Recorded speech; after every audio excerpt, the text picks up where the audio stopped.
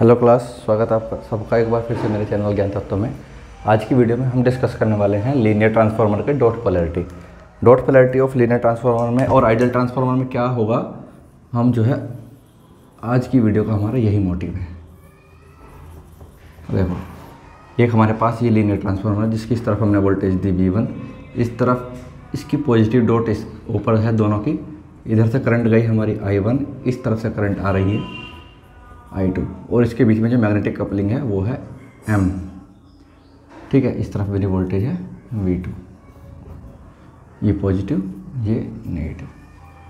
ठीक है, ये मेरा इंडक्टर है L1, ये मेरा इंडक्टर है L2। ठीक, अब अगर इस तरीके का सर्किट है मेरा तो इसकी जो है डॉट पोलैरिटी के साथ मेरी जो है इक्वेशन किस प्रकार बनेगी वो चीज़ें मैं देखनी है। इसका अगर मुझे सिंथेसाइज डायग्राम बनाना हो, सिंथेसाइज डायग्राम मुझे 2 पोर्ट वाला किस तरीके से बनाना है वो हम देखेंगे। इसके अलावा जो इसका टी नेटवर्क कैसे बन सकता है, टी नेटवर्क देखेंगे। तो देखो, अगर इसकी इक्वेशन 1 हम मुझे लिखनी होगी तो V1 इक्वल्स टू क्या लिखूँगा मैं, L1 dI1 upon dt plus M dI2 upon dt। ठीक है, म्यूचुअल कपलिंग जो उसके सेकेंडरी साइड में हो रही है, जो उसको सेकेंडरी साइड में इफेक्ट करे, तो M dI2 अपॉन dt। वहीं पे अगर मैं V2 की इक्वेशन लिखने लगा तो वो लिखी जाएगी L2 dI2 upon dt plus M dI1 upon dt। मतलब म्यूचुअल कपलिंग का वो सेकेंडरी साइड वोल्टेज का प्राइमरी साइड पे क्या इफेक्ट पड़ रहा है वो हमारा ये म्यूचुअल कपलिंग वाला पार्ट दिखाएगा। ठीक, अब अगर मैं इसको जो है मैट्रिक्स की फॉर्म में लिखा जाए तो V1 और V2, L1 M ये कपलिंग, ये L2 dI1 अपॉन dt और ये dI2 अपॉन dt। ठीक है, इसमें से I1 वाला पार्ट पहले लिख लेंगे, M dI1 upon dt plus L2 dI2 upon dt। अभी इसमें से और इसमें से अगर मैं मैट्रिक्स इक्वेशन बनाऊँ तो मेरी ये वाली इक्वेशन बनाई जाएगी। अब इसको बेस्ड ध्यान में रखते हुए अगर मुझे इसका सिंथेसाइज डायग्राम बनाना हुआ तो सिंथेसाइज डायग्राम क्या बनेगा, इनपुट साइड में मेरी V1 मुझे दिखानी है, ये लीजिए, ये मैंने V1 दिखा दी। ठीक, उसके बाद इसमें एक इंडक्टर लगा हुआ है जिसके अक्रॉस करंट जा रही है मेरी I1। ये लीजिए, इंडक्टर L1 है जिसके अक्रॉस करंट जा रही है I1। ठीक, उसके बाद मेरा एक वोल्टेज सोर्स लगा हुआ है जिसकी वैल्यू कितनी है, M dI2 by dt, dependent voltage source, क्योंकि सीरीज में है, सीरीज में वोल्टेज ही सम होती हैं, इसलिए हमने करंट सोर्स नहीं लगाया, वोल्टेज सोर्स लगाया M dI2 by dt। Second side पे क्या होगा, V2 के साथ M dI1 बाई dt मुझे ऐड करना है, plus minus M dI1 by dt, फिर एक इंडक्टर लगाया जिसकी वैल्यू है L2 सॉरी, और इससे करंट जा रही है I2 और मुझे वोल्टेज दी हुई है V2। ये हो गया इसका सिंथेसाइज डायग्राम। सिंथेसाइज डायग्राम आपको याद होगा कि किस तरह से बनाना है, बस हमें क्या करना है कि वोल्टेज मुझे ऐड करनी है। तो जाहिर सी बात है मुझे हर किसी को वोल्टेज सोर्स के रूप में रिप्रेजेंट करना पड़ेगा। वोल्टेज ऐड करनी तो सीरीज में ऐड होगा, करंट सोर्स जब हम ऐड कर रहे थे तो हम पैरेलल में ऐड कर रहे थे। ठीक, अब अगर मुझे इसका टी नेटवर्क बनाना हुआ, टी नेटवर्क क्यों, क्योंकि जब हम इसको 2 पोर्ट निकालते हैं तो उस टाइम पे टी नेटवर्क अगर हमारे पास होता है तो हमको सोल्व करने में ज़्यादा आसानी होती है। तो देखो, अगर आपको याद हो, हम जब निकालते थे टी नेटवर्क से, अगर इसकी वैल्यू A है, इसकी वैल्यू B है, इसकी वैल्यू C है, तो जो Z पैरामीटर निकालते थे वो क्या करते थे, ये पहले A प्लस C, उसके बाद यहाँ पे C, ये C और ये B प्लस C। ठीक है, ऐसे ही आता था। अभी हमारे पास ये वाली चीज़ दी हुई है, ये रही क्या, L1, ये M और ये L2।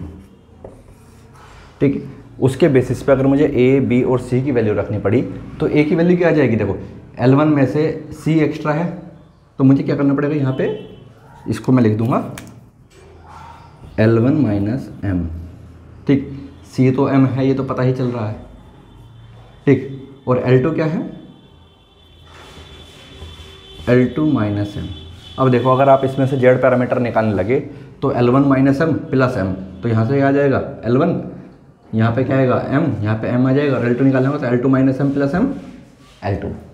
ठीक है, इतना क्लियर है। अगर आपको इतनी चीज़ें समझ में आती है तो बहुत अच्छी बात है। आप जो है अभी तक वीडियो देखते आए हैं, लगभग हमारे जो है 56-57 वीडियो हो गई हैं और नेटवर्क्स में। अभी ये जो हमारा लास्ट टॉपिक है, इसके बाद हम जो है 2 या 3 वीडियो में जो प्रीवियस ईयर के क्वेश्चन है, जो कुछ बेसिक से क्वेश्चन है वो डिस्कस करेंगे।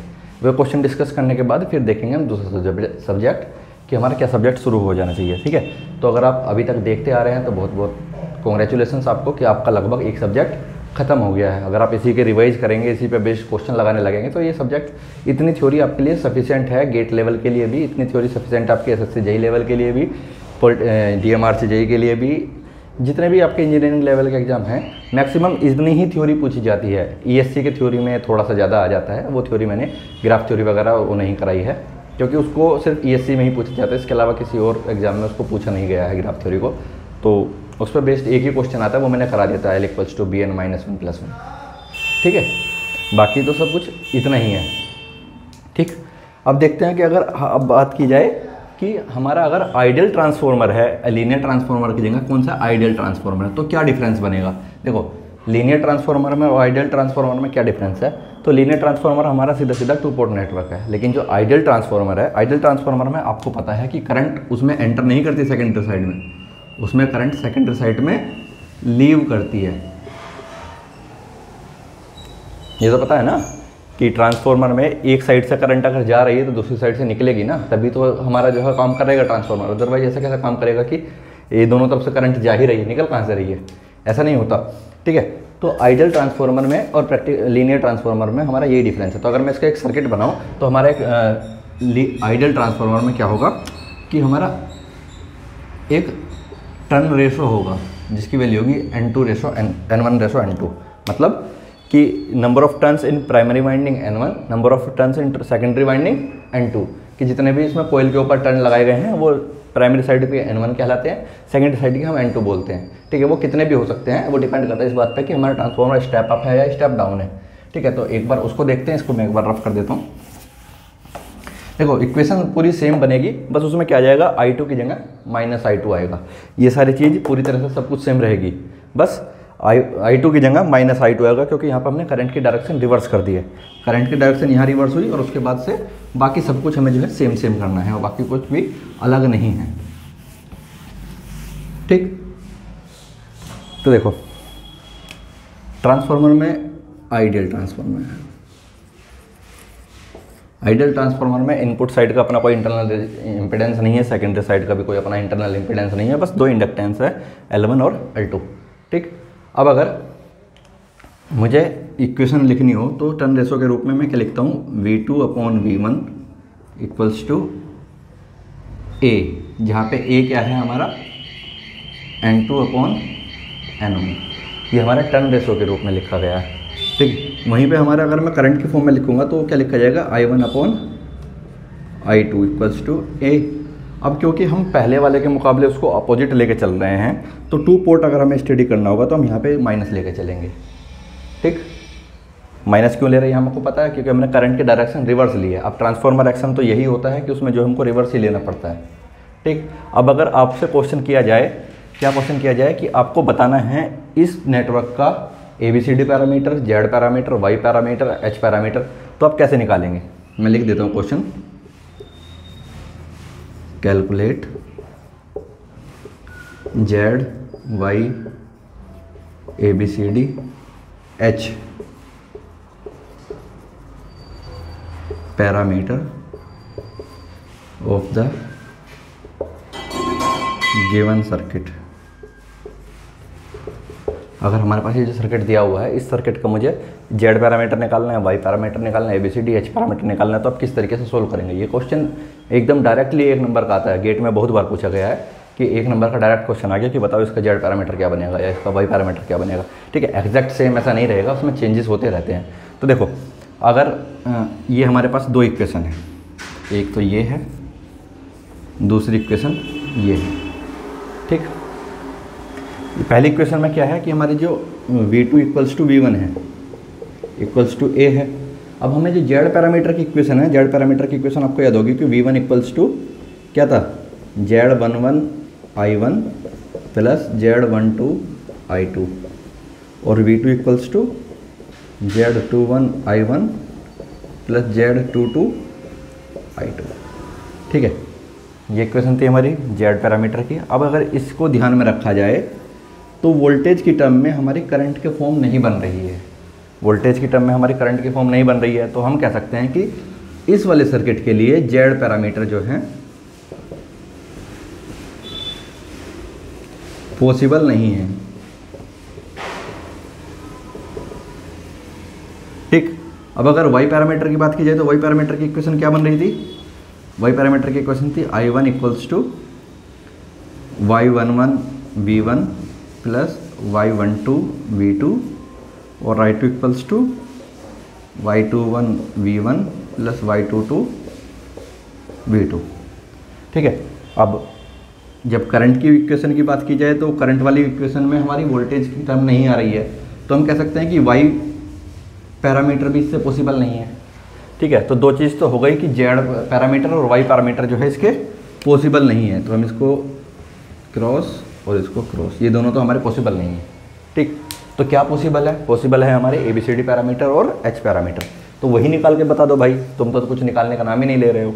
ठीक है, एक बार ABCD पैरामीटर और जेड पैरामीटर H पैरामीटर जो है हम निकाल के डिस्कस करते हैं। देखो, इसको रफ नहीं करना चाहिए था, ये V1 upon V2, V1 upon V2 नहीं, V2 upon V1, V2 upon V1 equals to A और I1 upon minus I2 equals to A। ठीक है, इतना क्लियर है। तो देखो ABCD पैरामीटर के लिए इक्वेशन क्या बनती थी, V1 I1 A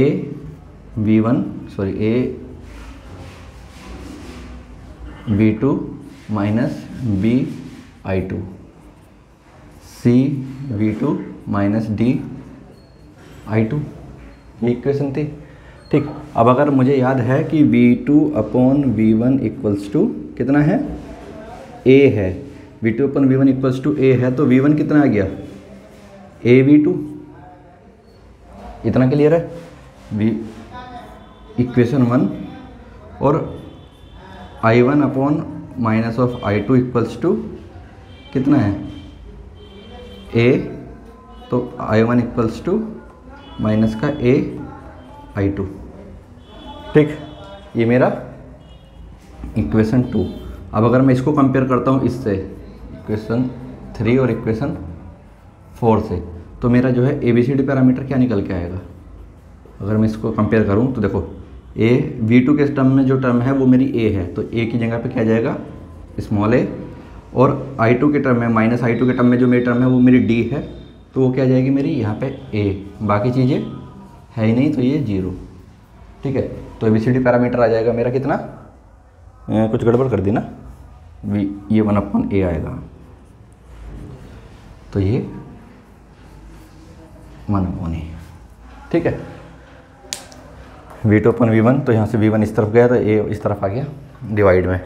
ठीक, इस तरीके से मेरा जो है ABCD पैरामीटर निकलेगा 2 पोर्ट के लिए लीनियर आइडियल ट्रांसफार्मर का। ठीक है, इतना क्लियर है। अब अगर इसका H पैरामीटर निकालना होगा तो H पैरामीटर के लिए मेरी क्या इक्वेशन बनती है, V1 और I2 के टर्म में इक्वेशन बनती है H11 I1 plus H12 V2, H21 I1 plus H22 I2। ठीक है, ये इक्वेशन बनती है, लेकिन यहाँ पे हमारे जो है करंट अपोजिट साइड में जा रही है, तो हम कहेंगे कि I2 की जगह हमारा माइनस I2 जाएगा। अब माइनस का I2 मैं बराबर के दूसरी तरफ ले जाऊँ तो मेरी I2 की इक्वेशन हो जाएगी minus of H21 I1 minus of H22 I2। इसको इक्वेशन 1 और इसको इक्वेशन 2 मान लीजिए H पैरामीटर के लिए। इसको मैं रफ कर देता हूँ, ये हमारा आंसर है ABCD पैरामीटर का। ठीक है, इसको नोट करके रखिएगा। ठीक है, अब अगर हमें H पैरामीटर निकालने हैं तो देखो H पैरामीटर में V1 upon V2 equals to A, तो V1 आ गया मेरे पास कितना है AV2, इक्वेशन 3, V1 के टर्म में इक्वेशन बन गई हमारी एक। अब हमें दूसरी इक्वेशन किसके टर्म में बनानी है, I2 की टर्म में। I2 की टर्म में ये है मेरी A, तो I2 की टर्म में इक्वेशन बनेगी मेरी -1 अपॉन A I1। यहाँ से मेरा I2 निकल गया। अब मैं इन दोनों को अगर कंपेयर करता हूँ तो मेरा H पैरामीटर क्या क्या बनेंगे। H पैरामीटर में V1 की जगह जहाँ पे मेरा V2 आ रहा है, V2 कहाँ पे आ रहा है H12 की जगह, तो यहाँ मेरा A आ जाएगा, इससे पहले 0। उसके बाद I1 की जगह पे 0 नहीं, माइनस का 1 अपॉन A है, और उसके बाद यहाँ पे तो माइनस है ही ना, तो ये प्लस का आएगा। उसके बाद ये मेरा 0 है, ये कुछ गड़बड़ कर दी ना, ये V2 है, ठीक है। ये मेरी इक्वेशन बनेगी किसकी टर्म में, ये माइनस था ना, माइनस आएगा किसकी टर्म में, H पैरामीटर की टर्म में, ठीक है। इसमें कोई डाउट नहीं होना चाहिए कि मेरी एक इक्वेशन ये बनी, दूसरी इक्वेशन मेरी ये बनी। इन दोनों का अगर मैं H पैरामीटर की एक्चुअल इक्वेशन से कंपेयर करूँगा तो मेरी जो इक्वेशन बनेगी मैंने जो है उसी को पुट किया है, ठीक। ये मेरी है आइडियल ट्रांसफार्मर के लिए इक्वेशन। अब आपके लिए एक क्वेश्चन है, देखो हालांकि ये लीनियर आइडियल ट्रांसफार्मर का नहीं है, लेकिन क्वेश्चन जो है डॉट पोलैरिटी से ही है, क्योंकि हमारा टॉपिक जो है लास्ट टॉपिक जो है डॉट पोलैरिटी ही चल रहा है, तो उस पर बेस्ड एक क्वेश्चन किया जा सकता है। तो क्वेश्चन क्या है, देखिए ये हमारा क्वेश्चन है। इस क्वेश्चन में हमको ये पता है कि अगर सीरीज रेजोनेंस की बात की गई है तो सीरीज रेजोनेंस की कंडीशन कब होती है, जब हमारा एक्सएल का मैग्नीट्यूड बराबर हो जाता है एक्ससी के मैग्नीट्यूड के, ठीक। तो वो चीज़ कब पॉसिबल है, ये चीज़ पॉसिबल है कि मेरा ये वाला पार्ट इन दोनों पार्ट के इक्वल हो जाए। अब देखो ये तो J8 है, ये भी J8 है, तो ये तो 16 हो जाता है सीधा सीधा, लेकिन क्योंकि ये अपोजिट कपलिंग में लगे हुए हैं तो वो चीज़ उसको कम करेगी। क्यों, क्योंकि हमने पिछली वीडियो में इस बात को डिस्कस किया था, नेट इक्विवेलेंट इंडक्टेंस कितना होता है अगर अपोजिट पोलैरिटी है तो 2m, ठीक है। अब अगर मैं दोनों साइड में ओमेगा की मल्टीप्लाई कर दूँ या एक, ठीक है, ओमेगा एल इक्विवेलेंट कितना, L1 की वैल्यू 8 हो, अब इस साइड में ओमेगा की मल्टीप्लाई कर दी, ओमेगा L1 हमारा 8 हो गया, ये भी हमारा 8 हो गया, -2 m की वैल्यू मुझे पता है कितनी है, k अंडर L1 L2, ठीक। इसमें भी मैंने ओमेगा की मल्टीप्लाई की, ठीक है। उसके बाद m की वैल्यू रख दी मैंने k अंडर L1 L2, ठीक। L1 L2 के बाद ओमेगा अंदर लेके गया, इसको लिख देता हूँ L1 into L2, omega L equivalent equals to 16 minus 2k। ये ओमेगा गया मेरा रूट के अंदर, तो अंदर हो गया ओमेगा स्क्वायर, तो omega L1 into omega L2। इतना क्लियर है। ओमेगा मैंने रूट के अंदर लेके गया तो मेरा ओमेगा L1 ओमेगा L2 हो गया 16 माइनस 2 इंटू के। ये k यहाँ पे 1000 नहीं है, k का मतलब यहाँ पे कोफिशिएंट ऑफ कपलिंग है। ओमेगा L1 की वैल्यू मेरे पास 8 है, ओमेगा L2 की वैल्यू मेरे पास 8 है, तो 16 माइनस 2 गुना 8 गुना k, और ओमेगा एल इक्विवेलेंट की वैल्यू होगी मेरी एक्सी के बराबर। क्यों, क्योंकि मेरे रेजोनेंस दिया हुआ है, ठीक है। तो एक्सी की वैल्यू कितनी है, का मैग्नीट्यूड कितना है मेरे पास इसका मैग्नीट्यूड है 12, ठीक। तो 16 माइनस 16k बराबर 12, और 12/16 बराबर 1 माइनस k, 4 तिया 12, 4 चौक 16, ठीक है। तो 3/4 इक्वल्स टू 1 माइनस के आ गया इस तरफ, ये चला गया इस तरफ, K equals to 1 minus 3/4 equals to 1/4। तो कोफिशिएंट ऑफ कपलिंग मेरे पास कितना आ गया 0.25 का, ठीक है। इतना क्लियर है, अगर इतना क्लियर है तो बहुत अच्छी बात है, ठीक। इसके बाद अगला क्वेश्चन है, अगला क्वेश्चन में क्वेश्चन भी है, वो हमारे पास एक कंसेप्ट भी है कि अगर हमें जो है प्राइमरी साइड से रेजिस्टेंस या वोल्टेज सेकेंडरी साइड में शिफ्ट करना हो तो उसका क्या फॉर्मूला हमारा बनता है।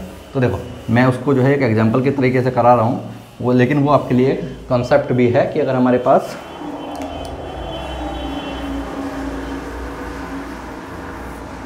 एक ट्रांसफार्मर दिया हुआ है, इस तरफ करंट है I1, इसका अपना एक रेजिस्टेंस है, यहाँ पे रेजिस्टेंस R1, वोल्टेज है इनपुट साइड में V1, और इस तरफ जो है लोड रेजिस्टेंस लगा हुआ है ZL, और इस तरफ से करंट जा रही है मेरी I2, ठीक। और ये मेरी वोल्टेज है V2, आपसे कहा जाए कि मुझे जो है लोड रेजिस्टेंस जो है सेकेंडरी साइड से प्राइमरी साइड पर शिफ्ट करना है, तो बताइए मेरा नेट इम्पीडेंस कितना बनेगा। ठीक है, शिफ्ट ZL फ्रॉम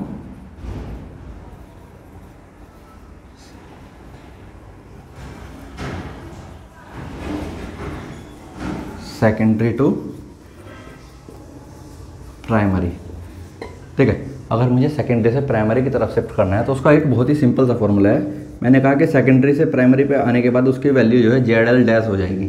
ठीक है, कुछ तो चेंज आएगा, तो पहले ZL थी अभी ZL डैश बोल देते हैं। ठीक, उसका फॉर्मूला है कि पहले तो आपको कहाँ लेके जाना है। ठीक है, कहाँ पे लेके जाना है, यानी कि referred two upon referred from, referred from कि कहाँ तक पहुँचे और कहाँ से चले इनटू एक्चुअल वैल्यू। ठीक, अब अगर इम्पीडेंस की या रेजिस्टेंस की बात हो रही है तो यहाँ पे स्क्वायर लगेगा, वोल्टेज की बात हो रही है तो यहाँ पे स्क्वायर नहीं लगेगा। तो देखो, अगर यहाँ पे मैं ZL डैश की बात करूँ, ZL डैश, तो रेफर्ड टू, रेफर्ड कहाँ से कहाँ तक के लिए रेफर हो रहा है, प्राइमरी साइड पे। ठीक है, प्राइमरी साइड पे रेफर हो रहा है तो उस टाइम पे उसका जो टर्न रेशो है कितना है, N1 है, तो इसको मैंने रेफर्ड टू N1 कर दिया। और रेफर्ड फ्रॉम कहाँ से, N2 साइड से, तो N2 साइड से इसका स्क्वायर इंटू एक्चुअल वैल्यू कितनी है इसकी, ZL। ठीक है, तो सेकेंड साइड पे पहुंचने के बाद इसकी वैल्यू कितनी हो जाएगी, N1 अपॉन N2 का स्क्वायर इंटू ZL। ठीक, वहीं पर अगर मैं वोल्टेज की बात करता कि वोल्टेज मुझे सेकेंडरी साइड से प्राइमरी साइड पर लेकर आनी, तो referred to N1 side, referred from N2 side into V2। Current की अगर बात की जाए I2 डैश, तो करंट हमेशा उल्टा चलता है, करंट वोल्टेज का अपोजिट चलता है, तो इसमें फ्रॉम ऊपर आएगा, यानी कि N2 upon N1 into I2। Same अगर मुझे प्राइमरी साइड से सेकेंडरी साइड पे लेके जाना है, तो सेकेंडरी साइड से मैंने कहा R1 मुझे सेकेंडरी साइड पे लेके जाना है, तो R1 डैश कितना हो जाएगा मेरा, रेफर्ड टू कहाँ पे, सेकेंडरी साइड में, referred from primary side square into R1। V1 की वैल्यू क्या आ जाएगी, referred to secondary side, referred from primary side into V1। और I1 डैश की वैल्यू कितनी होगी, रेफर्ड टू, इसमें तो उल्टा चलता है वोल्टेज का, N1 upon N2 into I1। ठीक है, इतना क्लियर है, इतना क्लियर है तो बहुत अच्छी बात है। इसके अलावा एक टॉपिक, एक क्वेश्चन और है हमारा, वो क्वेश्चन क्या है,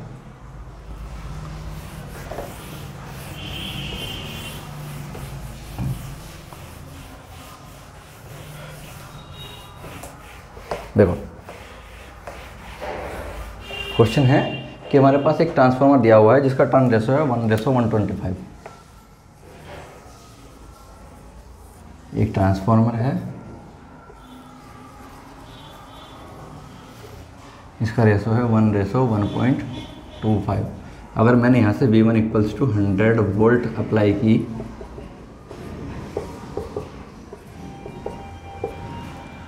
और इस तरफ मेरा एक वोल्टेज डिस्ट्रीब्यूटर लगा हुआ है जिसका अटेन्यूएशन वैल्यू है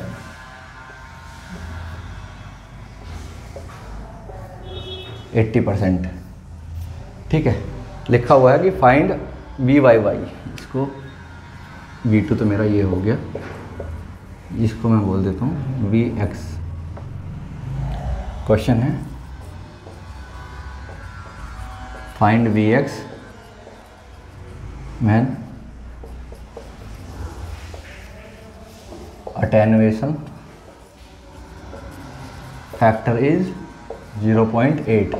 अगर 0.8 मेरा अटेन्यूएशन फैक्टर दिया हुआ है तो मेरे जो है आउटपुट साइड में VX की वैल्यू क्या होगी। अगर अटेन्यूएशन फैक्टर दिया हुआ है तो देखो मुझे जो है वोल्टेज 100 वोल्ट लेनी है, V2 कितना बनेगा मेरा सेकेंडरी साइड में, या फिर V1 मेरा सेकेंडरी साइड में पहुंचने के बाद कितना बनेगा, या फिर एक इसको लॉजिक लगाने के बजाय हमें सिंपल सा पता है कि V2 upon V1 equals to N2 upon N1, ये तो पता ही है। तो V2 अपॉन V1 की वैल्यू कितनी है 100, N2 की वैल्यू कितनी है 1.25, N1 की वैल्यू कितनी है 1, तो V2 कितना हो गया 125। बेसिक मैथ है।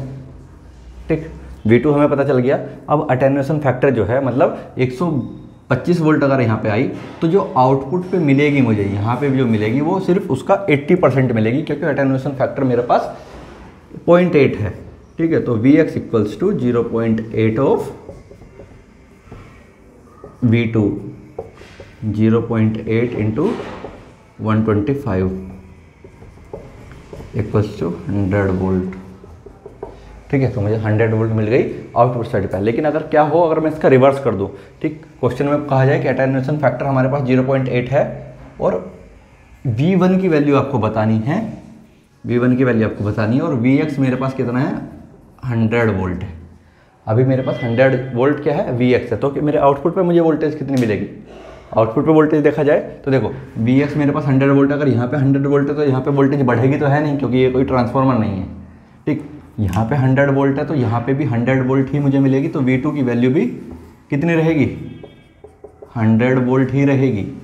ठीक है, अगर V2 की वैल्यू 100 वोल्ट रहेगी तो V1 कितना हो जाएगा, V2 upon V1 equals to N2 upon N1। ये मेरा 100 है, V1 मुझे निकालना है, N2 की वैल्यू 1.25 है और N1 की वैल्यू 1 है, तो V1 आ गया मेरे पास कितना 100 अपॉन 1.25 इक्वल्स टू 80 वोल्ट। ठीक, यहाँ से मुझे एक चीज़ क्लियर होता है कि attenuation factor does not work on reverse side. मतलब अगर एक साइड से मेरा अटेन्यूएशन फैक्टर काम कर रहा है तो अगर मैं अटेन्यूएशन फैक्टर वाली साइड में सेम वोल्टेज दे दूंगा तो मेरा वो वैसे काम नहीं करेगा जैसे करना चाहिए, और ऐसी चीज़ में गड़बड़ हो जाती है। तो इस चीज़ को स्पेशली बताना पड़ा मुझे, आप लोग ध्यान रखिएगा कि इसमें जो है ऐसी गड़बड़ नहीं करनी है। ठीक है, और इसी के साथ जो है हमारा ये नेटवर्क का आखिरी टॉपिक ख़त्म हो गया है। इसके अलावा मैं कुछ वीडियो बनाऊंगा, उसमें जो है जो इम्पोर्टेंट क्वेश्चन मुझे लगते हैं, बेसिक से क्वेश्चन जो आने चाहिए या जिसमें गलती होने के चांसेस रहते हैं और वो गलती होने लायक नहीं है, वे क्वेश्चन मैं आपको कराऊंगा। लगभग 50-60 क्वेश्चन रहेंगे। वे क्वेश्चन कराने के बाद फिर आपकी प्रैक्टिस के ऊपर, आप जितनी प्रैक्टिस करेंगे उतने आपको उसको पक्का कर पाएंगे, अदरवाइज़ राम भरोसे है ही। ठीक है, बाकी मिलते हैं अगली वीडियो में।